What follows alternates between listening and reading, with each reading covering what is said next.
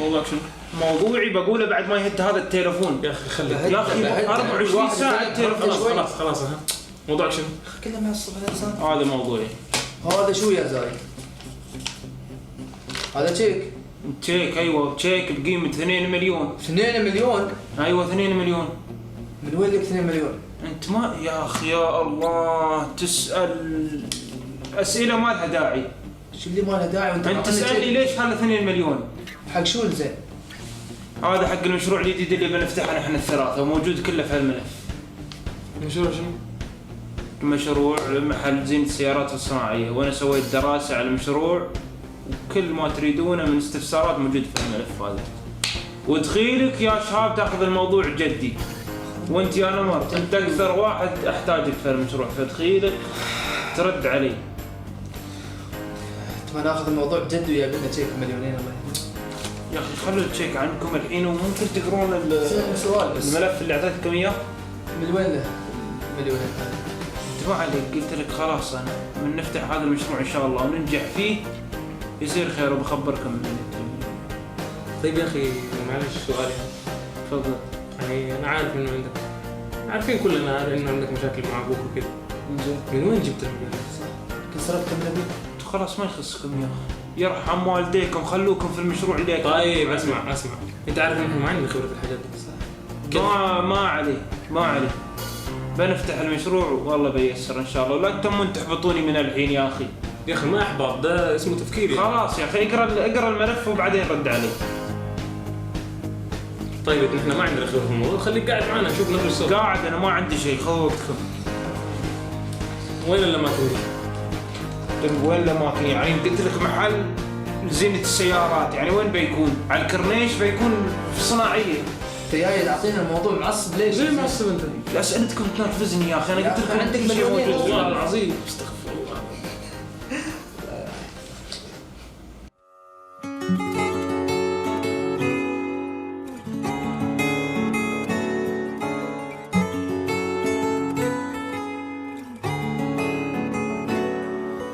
حكاية في خيال كثير إذا شفنا نجاح كبير نقول الحظ ساعدهم ونتغاضى عن التفكير.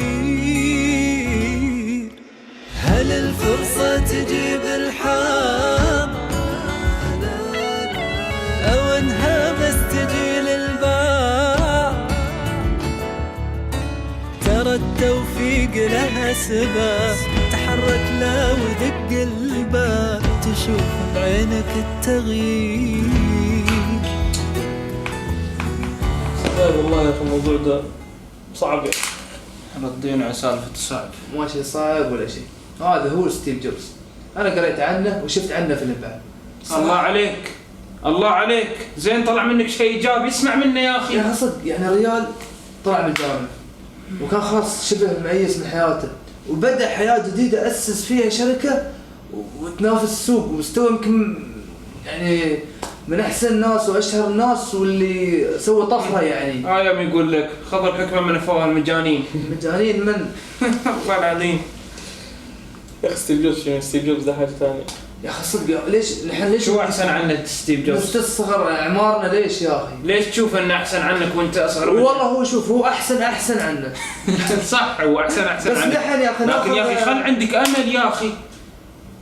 المهم اسمع السلام عليك وإن شاء الله أمورنا طيب. الصراحة قعدنا طولنا كم ساعة كمان. أنا الصراحة تعبت بصير عنكم وبرقد. وأنا بصير أدرس يا حبيبي وراي. أنت روح ادرس المشروع، خل عنك الامتحان لاحق عليه. يلا بروح وراي من الدراسة. انت خليك معي. يلا يا زايد. شوفكم على خير. يلا يا زايد.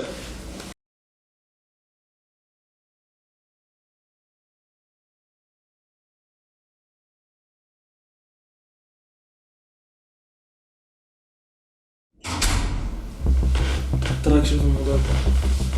والله أنا مرجوف. صح إني خايف الفلوس من وين جايبينهم مو مطمن، بس بعد في نفس الوقت يخسروا فيها فلوس وأنت تعرف حالتك كيف. دور دوام وظيفة يا أخي، يمكن هالمشروع يكون لك دوام يا أخي. وأنا عن نفسي قاعد أدرس الحين ماجستير يا أخي، يمكن هالمشروع هذا يخليني يعني أطلع دراستي اللي درستها في المشروع من ناحية الحسابات والبزنس يا أخي، يمكن نتطور أكثر وأكثر يا أخي. والله هو زايد عودنا ما شاء الله عليه، يعني عنده خطط دائما. زايد متعود ليش؟ لأن كله عندهم بزنس والحمد لله رب العالمين، الله رزقهم. يعني نخش؟ والله أنا أقول نخش. والله بروح أدرس وراء امتحان. تشوفني ليش؟ بتكلم تليفون عقب بدرس ولا تزعل.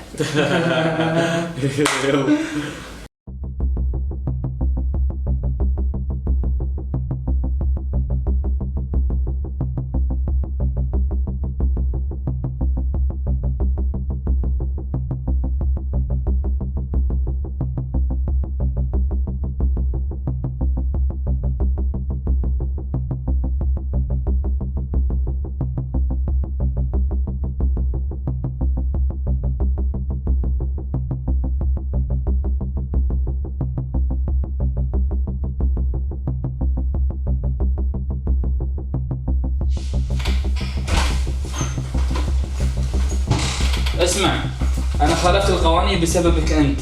قلت لي الغي البندين ووقع العقد، وقعت العقد واستغفلتني ووكلتني وقلت لي روح وقع العقد، وأنا الحين وقعت العقد ومتوهق. أبغاك تعطينا ضمان الحين أنك ما بتوهقني بهذا الشيء. طلع برا. بطلع برا، أعطينا ضمان أول شيء. طلع برا ولا بكلم لامس؟ يا ابوي انا قدمت استقالتي في الدوام اللي داوم فيه. ليش قدمت استقالتك؟ الشركة هذه ما تنفعني يا ابوي، وما شفت فيها مستقبلي. الله يهداك يا ولدي، انا كم مرة قلت لك تعال عندي الشركة وداوم وياي، انت ولا من الغريب، باك تساعدني. وانا وينك عشان هالشي يا ابوي، والله انا ندمان اني ما سمعت كلامك، وتخيلك يا ابوي اباك تسامحني. الله يرضى عليك. والحين شو ناوي تسوي ان شاء الله؟ ناوي افتح لي مشروع بروحي، واباك تدعي لي يا ابوي التوفيق. زين، تبغاني اساعدك في راس المال؟ تبغى مني فلوس؟ تبغى شيء؟ طول الله عمرك، بس اباك انك تدعي لي بالتوفيق، وانك تسامحني على اللي صار. الله يوفقك ويسامحك ويسهل دربك ان شاء الله. دوم نحن وياك، ما تقصر، يعلك ذخر يا ابوي. يلا قوم كفاية نوم، يلا قوم كفاية نوم، لا تصدق عذارك وابدا اليوم. كل الناس تشكرون، غير المشكلة ما تشوف، القى حل وخلك غير وابدا اليوم.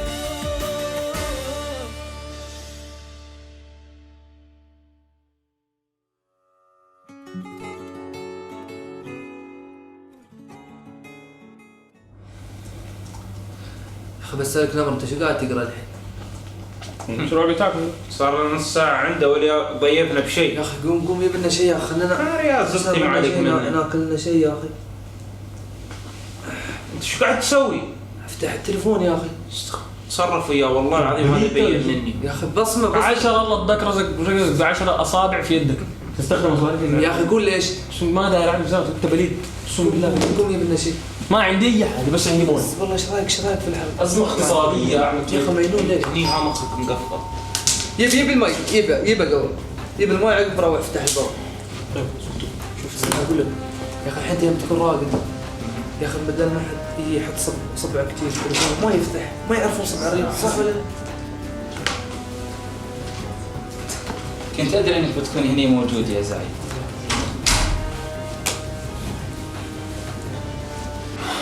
وينك يا ريال؟ اتصل بك ليش ما ترد علي؟ موجود يا عسى ما شاء الله علومك. يا ريال زايد ما قلنا. من زايد؟ تعالي لي اصبر فهمك. هيا يا ري علومك معت في السذا.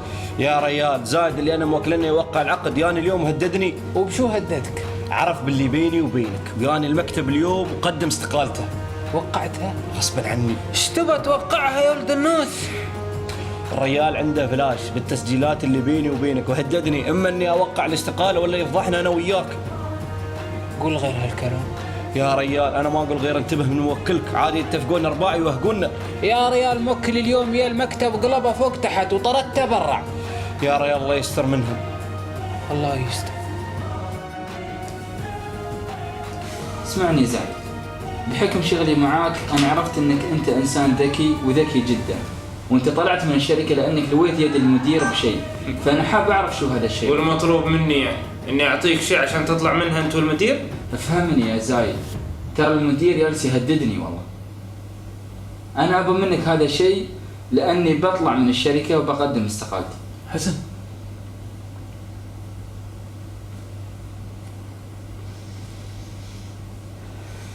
انا وانت غلطانين يا زايد واحنا معترفين بهذا الشيء، فاعطني الاشياء هذه عشان انا اروح للمدير واقدم استقالتي.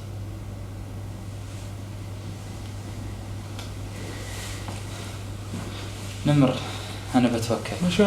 مع السلامه.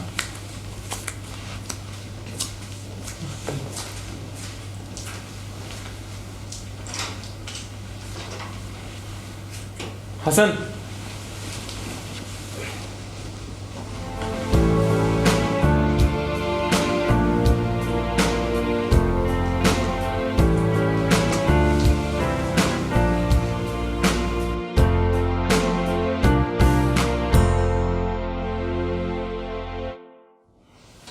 أنا اليوم جاي أقدم استقالتي، هذه أوراق الاستقالة، تفضل وقع فيها.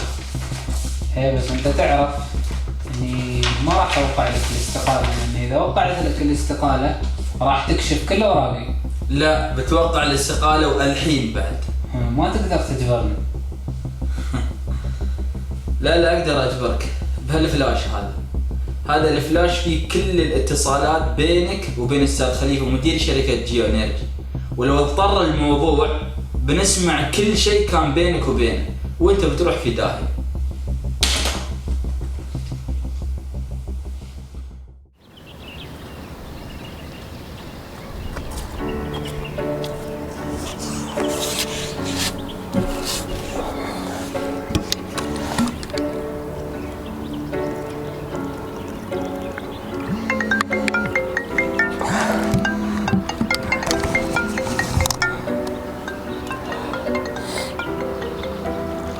الو، اهلين. صباح النور عليك يا زهور، صباحك يا هاي. لا لسه ما وقعت والله، في خلل بسيط كذا في العقد ان شاء الله بس بنصلح. ايوه لا حاجه بسيطه لا ما عليك خلال 10 يوم كذا ان شاء الله بنزل شغل. ايوه لا الموضوع بسيط اوكي يلا باي.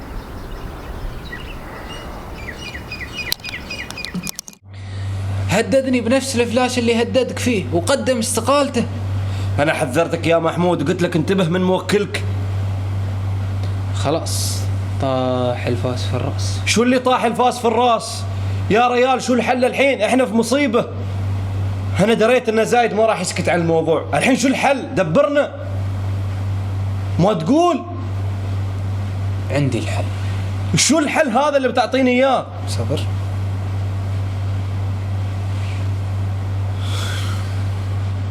صباحك يوم يقاس بالدهور يا صاح الصباح. الو، وعليكم السلام. ايوه نمر. استاذ محمود.